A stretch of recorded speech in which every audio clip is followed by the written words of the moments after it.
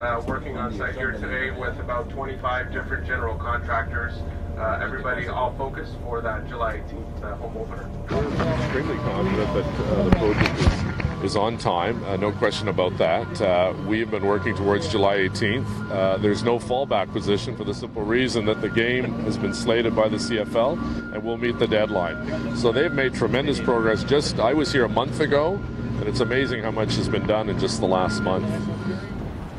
Got the old steel-toed shoes for the second of two tours of Lansdowne Park. The first one that I got to go on was with members of the public back in November when it was awfully cold, but you could see just how many new buildings there were going to be on the property.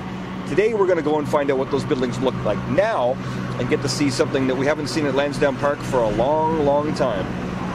Trees. Well, that's always been the awkward position for me as councillor in this ward, is that no one wanted it to stay as it was. Everyone recognized it had to be redeveloped. The issues were always around, the process, how it came about, and the amount of things, and to some degree what was going in here. But for sure, the popular part has been the park.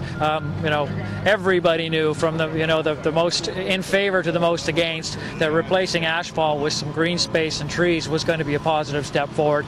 So that's something, I'm out here particularly today to plant that first tree, because that's going to be a very popular part of this whole facility.